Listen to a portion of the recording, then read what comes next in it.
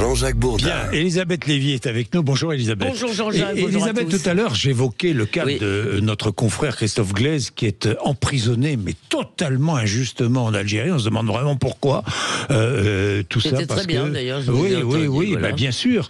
Et pendant ce temps-là, tranquillement, il y a un député français qui est en Algérie, il s'appelle Sébastien Delogu. Le jour où, en plus, comme vous l'avez déjà dit, on attend le verdict pour Boualem Sansal. Là, je dois dire, Delogu s'est surpassé, hein, c'est Sébastien au pays des soviets, parce que ça m'a fait penser vraiment aux intellectuels qui visitaient l'URSS et qui revenaient en nous expliquant que c'était le grand paradis du socialisme. Eh bien, Delogu, oui, il a découvert un pays merveilleux, qui est visionnaire sur le plan de la politique intérieure, hein, je vous assure, je le cite dans le texte, et qui a beaucoup à nous apprendre, hein. Tout ça est véridique, je n'invente rien.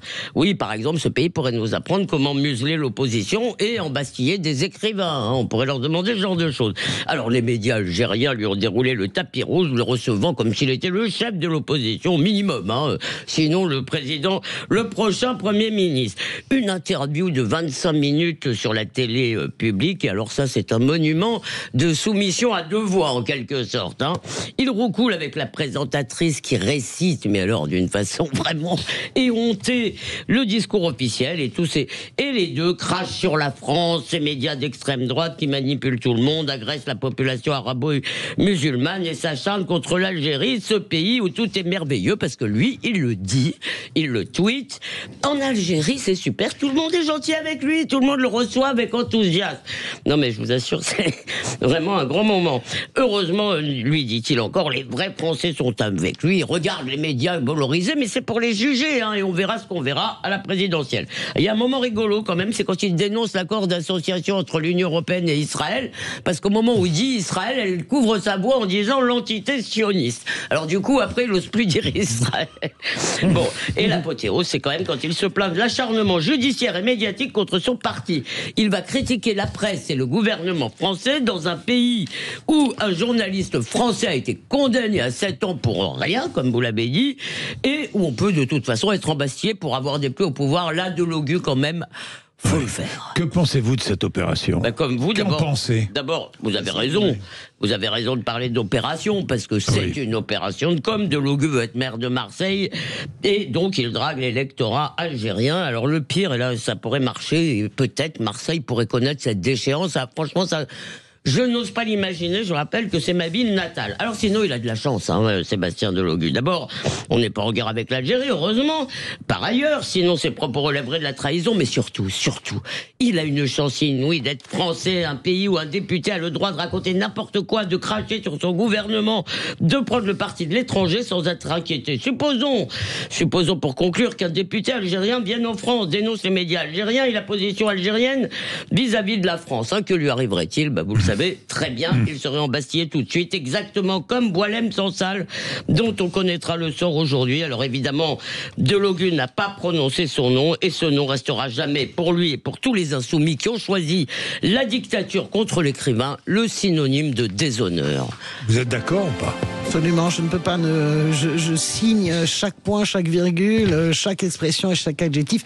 Je ne sais pas jusqu'où est-ce qu'on peut aller dans le cynisme. Je pensais que David Guiraud avait battu tous les records en allant en Tunisie faire une conférence sur le massacre de Sabra et Shatila, auquel il ne connaissait rien, à l'évidence. Non mais vraiment, il ne connaissait rien, et d'ailleurs il s'est même excusé d'avoir été... En gros, c'est les Israéliens qui avaient commis le génocide à Sabra et Shatila, qui avaient massacré tout le monde, etc.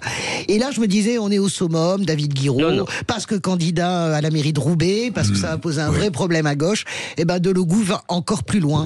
Et moi, il est candidat à la mairie de Marseille, et oui, Elisabeth a raison. Bien sûr, et vous le savez, fond du problème est là. Il est candidat à la mairie de Marseille, il remonte dans les sondages, il a pris 6 points dans les sondages, et perdu par Benoît Payan, d'ailleurs, le candidat. Que se passe-t-il dans ce pays? Il se passe quelque... Alors moi, qu'on puisse envisager de voter pour... Non mais je mets quand même en garde sur ces sondages-là, vous savez, l'art du sondage électoral des municipales, c'est un véritable art que très peu de sondeurs maîtrisent. Mais moi je mets en garde contre tous les sondages, qu'ils soient municipaux ou présidentiels.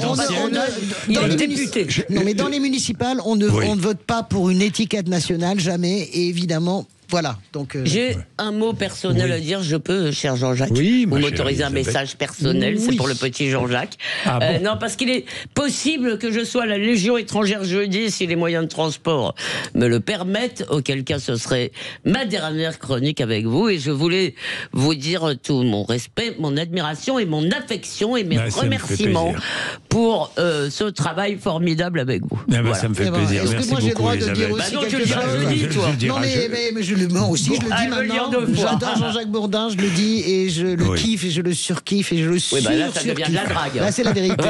Je suis désolé de te le dire, parce que toi, tu fais dans la nuance. Là, franchement, ça devient du harcèlement. T'es marseillaise, etc. Moi, eh bien, je le redis, vive Bourdin. Bah écoutez, merci, ça me fait vraiment, ça me touche beaucoup. Bon, ça vient que de nous, hein. Mais... Et pour moi, vous croyez pas que c'est un plaisir pour moi d'être avec vous tous les matins. C'était un plaisir, vraiment. Enfin, tous les matins, ou presque tous les matins. Ouais. Un plaisir, mais des fois fatigant comme plaisir aussi. C'est vrai, on l'a pas rendu la vie facile aux gars quand même. On a été sages cette année. Pas facile, mais on a été sages cette année. Il faut se respecter. C'est un vrai plaisir, la discussion. La discussion, c'est un vrai plaisir. Et voilà. Surtout quand on est tous d'accord sur de l'eau.